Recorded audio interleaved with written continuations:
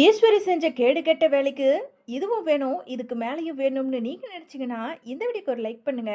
வாங்க வீடியோக்குள்ள போலாம். ஆறுமுகத்தையும் கண்மணியும் ஒரு வழியா ஹனிமூன் அனுப்பி வைக்க, இங்க ஆறுமுகமும் கண்மணியை அழைச்சுக்கிட்டு நேரா தன்னோட அக்கா கிட்ட ஆசீர்வாதம் வாங்கிட்டு, அப்படியே தனக்கு கல்யாணமான விஷயத்தையும் சொல்லிட்டு போகலாம் அப்படின்னு சொல்லிட்டு கண்மணியை கூட்டிக்கிட்டு நேரா ஆறுமுகத்தோட அக்கா வீட்டுக்கு வராரு. வந்ததும் இங்க ஆறுமுகம் வெளியே இருந்து குரல் கொடுக்க, வா ஆறுமுகம், உள்ள வா. உன்னை பார்த்து ரொம்ப நாள் ஆயிடுச்சு. எப்படிடா இருக்க? ஆப்ரேஷன் பண்ணி விட்டுட்டு போனேன். அதுக்கப்புறம் இன்னமும் அக்கா உயிரோட இருக்கனா இல்லையான்னு இது வரைக்கும் ஆள் அட்ரஸே இல்லை. இப்போ எப்படி இருக்க? அது மட்டும் இல்லை, இவளும் மாமா எங்க மாமா எங்கன்னு ஒரே பிடிவாதமா அப்பப்ப கேட்டுக்கிட்டே இருப்பா. ஒரு வழியா நானும் சமாளிச்சுக்கிட்டு இருக்கேன். அது சரி, என்ன உன்னை பார்க்கும்போதே ஒரு மாதிரி புது மாப்பிள்ளை மாதிரி தெரியுது அப்படின்னு சொல்லிட்டு இங்க ஆறுமுகத்தோட அக்கா கேட்க, அக்கா, ஆமாக்கா, நான் புது மாப்பிள்ளை தான். எனக்கு கல்யாணம் ஆயிடுச்சு அப்படின்னு ஆறுமுகம் சொல்ல, உடனே அதை கேட்டதும் ஆறுமுகத்தோட அக்காவுக்கோ ரொம்ப அதிர்ச்சி ஆகுது. என்னடா சொல்ற? உனக்கு கல்யாணம் ஆயிடுச்சா? ஏண்டா, நான் என்ன அனாதையாவா இருக்கேன்? ஏன் என்கிட்ட ஒரு வார்த்தை சொல்லக்கூடாதா? என்கிட்ட சொல்லியிருந்தா உனக்கான பொண்ணை நான் பார்த்து கல்யாணம் பண்ணி வச்சிருப்பேன்லடா. சரி, எந்த வீட்டு பொண்ணை நீ கல்யாணம் பண்ணியிருக்க அப்படின்னு சொல்லிட்டு ஆறுமுகத்தோட அக்கா ரொம்ப ஆர்வத்தோட கேட்க, அது வந்துக்கா, நான் அமைச்சர் ராஜாங்க ஐயா வீட்டில் வேலை செஞ்சுக்கிட்டு இருந்தேன்ல, அங்கே அவரோட பொண்ணு கண்மணி என்ன காதலிச்சாக்கா. நானும் அவளை காதலிச்சேன். எங்கள் ரெண்டு பேருக்கும் மனசு ஒத்து போய் நாங்கள் ரெண்டு பேரும் கல்யாணம் பண்ணிக்கிட்டோம் அப்படின்னு ஆறுமுகம் சொல்ல, இதை கேட்டதும் ஆறுமுகத்தோட அக்காவுக்கோ, என்னடா சொல்ற? அமைச்சரோட பொண்ணா? அப்படியா? பரவாயில்ல, பிடிச்சாலும் புளியங்கொம்பா தான் பிடிச்சிருக்க. அது சரி, பொண்ணு எங்க? இதோ ஒரு நிமிஷம் கூப்பிடுறேன் அப்படின்னு சொன்ன ஆறுமுகம் இங்க ஆர்வத்தோட கண்மணியையும் உள்ள கூட்டிக்கிட்டு வர, ஆறுமுகத்து கூட வந்த கண்மணிய கீழே இருந்து மேல வரைக்கும் பார்த்து ரொம்ப அதிர்ச்சி ஆகுறாங்க. ஏண்டா, உனக்கு கண்ணு தெரியலையா? இல்ல உனக்கு தான் கை கால் ஊனமா? எதுக்காக நீ இவளை போய் கல்யாணம் பண்ணி கூட்டிக்கிட்டு வந்திருக்க? ஏண்டா, என்கிட்ட ஒரு வார்த்தை நீ முன்னாடியே சொல்லியிருந்தா இந்த கல்யாணமே வேண்டான்னு சொல்லியிருப்பனே. ஆமா, நீ என்ன இழிச்சவனா? அதனாலதான் உன் தலையில இவளை கட்டி வச்சிட்டாங்களா அப்படின்னு சொல்லிட்டு ஆறுமுகத்தோட அக்கா ரொம்ப கோபத்தோட பேச, உடனே இதை கேட்டதும் கண்மணிக்கோ கண்ல இருந்து தண்ணீர் வர ஆரம்பிக்குது. அக்கா, அப்படியெல்லாம் பேசாதக்கா. இவ மனசு எவ்வளவு கஷ்டப்படும் தெரியும்ல. அக்கா, நீ நினைக்கிற மாதிரி இவளுக்கு கை கால் வேணா ஊனமா இருக்கலாம். ஆனா மனசு அம்புட்டும் நல்ல மனசுக்கா. மற்றவங்களுக்கு எந்த ஒரு கெடுதல் நினைக்காதவ, என்ன உருப்படியா ஆளாக்குனவ. அது மட்டும் இல்லை, என்னை முழுசா காதலிச்சவக்கா. அதனால தான் எனக்கு இவளை ரொம்ப பிடிச்சிருக்கு. நான் கல்யாணம் பண்ணிக்கிட்டேன். ஏதோ சந்தர்ப்ப சூழ்நிலைக்கா கல்யாணம் பண்ணிக்க வேண்டிய நிலைமை ஆயிடுச்சு. உங்ககிட்ட சொல்ல வேண்டிய நிலைமை இருந்தா கண்டிப்பா சொல்லியிருப்பேன். எங்க ரெண்டு பேரையும் ஆசீர்வாதம் பண்ணுக்கா. நாங்க ஹனிமூனுக்கு கிளம்புறோம் அப்படின்னு ஆறுமுகம் சொல்ல, போதும் நிறுத்துடா. உன் இஷ்டத்துக்கு வந்து எல்லாத்தையும் முடிச்சிட்டு கடைசியா வந்து என்கிட்ட ஆசீர்வாதம் வந்து கேட்குற. நான் என்ன உன்னை ஆசீர்வாதம் பண்ணணுமா? ஏண்டி அம்மா, உனக்கெல்லாம் கொஞ்சமாவது மனசாட்சி இருக்கா? என் தம்பி வைர மாதிரி இருக்கான். அவனை போய் நீ கல்யாணம் பண்ணிக்கிட்டு வந்திருக்க. ஏன், உனக்கு வேற எவனையும் கிடைக்கலையா? என்ன, பணத்தை காட்டி உன் பக்கம் என் தம்பியை இழுத்துக்கிட்டீங்களா? இதுதானே உண்மை. ஏண்டா, நீயும் அவங்க பணத்தை காட்டினதும் பல்ல இழிச்சுக்கிட்டு அங்கே போயிட்ட. அதனால தானே இந்த அக்கா இருக்கிறது கூட நீ மறந்துட்ட. போ, இனிமே இந்த வீட்டு பக்கம் வராத. உனக்கு எப்பதான் பணம் முக்கியம்னு தேவைப்பட்டதோ அப்பவே அந்த வீட்டு குடும்பத்தோட போயிடு. இனிமே இந்த அக்கா செத்து போயிட்டதா நீ நினைச்சுக்கோ அப்படின்னு சொல்லிட்டு ஆறுமுகத்தோட அக்கா வந்த கோவத்துக்கோ பயங்கரமா கத்திக்கிட்டு இருக்க. உடனே கண்மணி இருந்துகிட்டு, அண்ணி அப்படியெல்லாம் பேசாதீங்க அண்ணி. இவர் என்னை காதலிக்கலன்னு தான் சொன்னாரு. எனக்கு தான் இவரை பிடிச்சிருக்கு. நான் தான் இவரை வற்புறுத்தி என்னை காதலிக்க வச்சேன். கல்யாணமும் பண்ணிக்கிட்டேன். அவரை எதுவும் சொல்லாதீங்க. எது திட்டுறதா இருந்தாலும் என்ன திட்டுங்க அப்படின்னு கண்மணி சொல்ல, உடனே ஆமா ஆமா, என் தம்பி ஒழுக்கமானவன் தான். இதான் என் தம்பிய சுத்தி வளைச்சு மயக்கி கல்யாணம் பண்ணிக்கிட்ட. இல்ல இல்ல, இந்த விஷயத்த நான் சும்மாவே விட மாட்டேன். இப்பவே போய் அமைச்சர் ராஜாங்கத்தை 4 கேள்வி கேட்டுட்டு வரேன். எப்பேற்பட்ட என் தம்பிக்கு உன்னை போய் கல்யாணம் பண்ணி வச்சிருக்காங்க? கேட்க யாரும் இல்லைன்ற திமிர்னால தானே. பணம் இருந்தா எது வேணாலும் பண்ணிடுவாங்களா?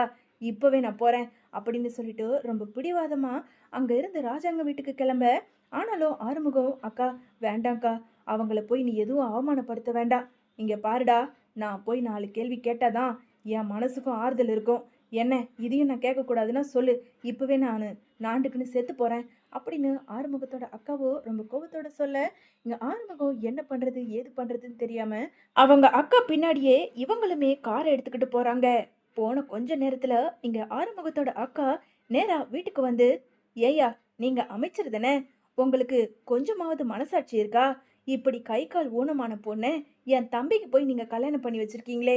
ஏன்யா கேட்கறதுக்கு யாரும் இல்ல நீங்க நெனச்சுக்கிட்டு இப்படியெல்லாம் பண்ணியிருக்கீங்களா? அப்படின்னு வந்ததும் வராததுமா ஆறுமுகத்தோட அக்கா ரொம்ப கோவத்தோட பேசிக்கிட்டு இருக்க. சாவித்திரி இத கேட்டதும், "இங்க பாரும்மா, நாங்க ஒண்ணும் உன் தம்பிக்கும் கண்மணிக்கும் கல்யாணம் பண்ணி வைக்கல. ஆறுமுகம் தான் கண்மணியோட மனச மாத்தி 2 பேரும் காதலிச்சிருக்காங்க. அதனால தான் நாங்க கல்யாணம் பண்ணி வச்சோம். என்னமோ உன் இஷ்டத்துக்கு வந்த மாதிரி கத்திக்கிட்டு இருக்க. ஏய் சாவித்திரி, நீ வாய மூடிக்கிட்டு அமைதியா இரு. எதுவா இருந்தாலும் நான் பேசிக்கிறேன். இங்க பாருங்க, என் பொண்ணு கை கால் ஊனமா தான் இருக்கா. இதோ என் பொண்ணுக்குன்னு ஒரு மனசு இருக்குல்ல, அவ மனசுல ஆறுமுகம் தான் இருக்கா. அதனால தான் நாங்க கல்யாணம் பண்ணி வச்சோம். இதுல 2 பேரும் விருப்பப்பட்டு தான் கல்யாணம் பண்ணிக்கிட்டாங்க. நாங்க ஒன்றும் இங்க கட்டாய கல்யாணம் பண்ணவே இல்ல. அப்படின்னு ராஜாங்கம் சொல்ல, உடனே அப்பத்தா இருந்துகிட்டு, ஆமாம்மா, நீ எதுவா இருந்தாலும் கொஞ்சம் பொறுமையா நாங்க பேசுறது எல்லாம் கேளு. சொல்லப்போனா நாங்க கண்மணிக்கு வேற இடத்துல தான் கல்யாணம் பண்ண ஏற்பாடு பண்ணியிருந்தோம். இவங்க 2 பேரும் கோவில்ல போய் ஓடி போய் கல்யாணம் பண்ணிக்கலாம்னு சொல்லிட்டு அவங்க ஒரு முடிவு எடுத்துட்டாங்க. ஏதோ கடவுள் புண்ணியத்துல இந்த விஷயம் எங்களுக்கு தெரிய வந்து எல்லாரும் சேர்ந்து கண்மணிக்கும் ஆறுமுகத்துக்கும் கல்யாணம் பண்ணி வச்சிருக்கோம். இதுல என்ன தப்பு இருக்கு? அம்மா, பேசாம வாய மூடு. என்னமோ இவகிட்ட நீ பொறுமையா பேசிக்கிட்டு இருக்க. இங்க பாருமா, உங்க தம்பி ஆறுமுகத்துக்கு சும்மா ஒன்றும் கண்மணியை கல்யாணம் பண்ணி வைக்கல.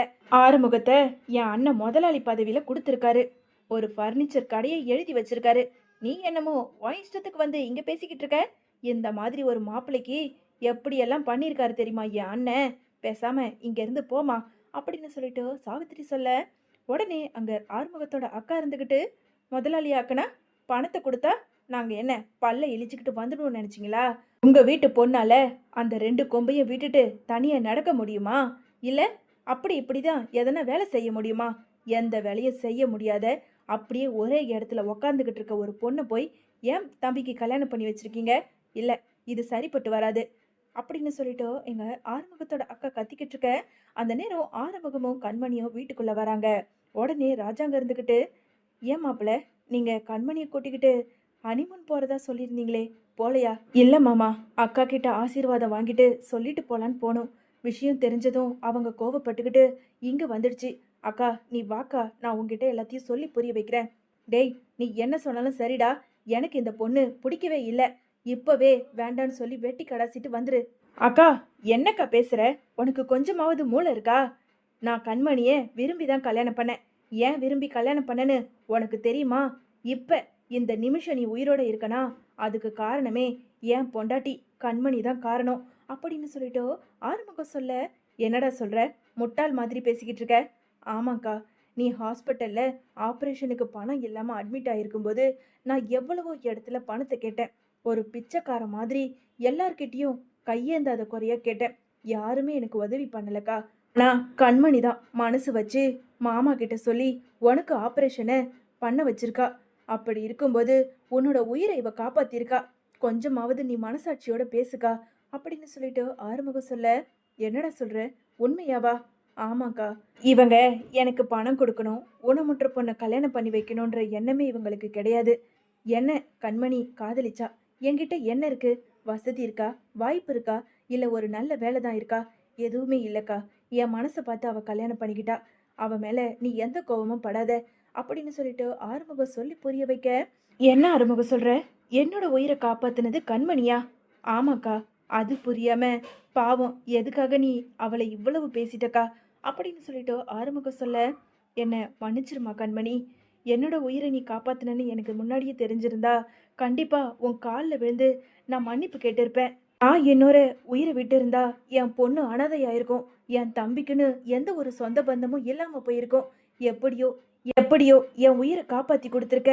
உனக்கு நன்றி சொல்றதை விட எனக்கு வேற வழி இல்லம்மா அப்படின்னு சொல்லிட்டு எங்க கண்மணி கிட்ட மன்னிப்பு கேட்டுக்கிட்டு இருக்க. ஐயோ அண்ணி, அதெல்லாம் ஒன்றும் வேண்டாம். நல்லா இருக்கே, வந்ததும் வராதுமா எங்க வீட்டு பொண்ணை கேவலமா பேசிட்டு இப்போ என்னமோ உயிரை காப்பாத்திட்டான்னு சொல்லிட்டு தலை மேல தூக்கி வச்சுக்கிட்டு பேசுறத பார்க்கும்போது இது என்னமோ சரியில்லை. அண்ணே, இப்பவே பார்த்துக்கோங்க, இவங்க ரெட்டை வேஷம் போட்டு நடிச்சுக்கிட்டு இருக்காங்க அப்படின்னு சாவித்திரி சொல்ல, உடனே அப்பத்தா இருந்துக்கிட்டு, அடியை வாயை மூடுடி. ஏதோ தெரிஞ்சோ தெரியாமலையோ அவங்க மனசுக்குள்ள ஒரு ஆதங்கம், அவ்வளவுதான் அவங்களும் இப்படியெல்லாம் பேசிட்டாங்க. இப்போ அவங்களே மனசு திருந்தி கண்மணியையும் ஆறுமுகத்தையும் ஏத்துக்கிட்டாங்க. எல்லாமே நல்ல விஷயம்தான். அம்மாடி, இப்பயாவது அவங்க 2 பேரையும் ஆசீர்வாதம் பண்ணி ஹனிமூனுக்கு அனுப்பி வை. 2 பேரும் நல்லபடியா போயிட்டு வரட்டும் அப்படின்னு அப்பத்தா சொல்ல, இங்க ஆறுமுகத்தோட அக்காவுமே ஆசீர்வாதம் பண்ணி அனுப்பி வைக்கிறாங்க.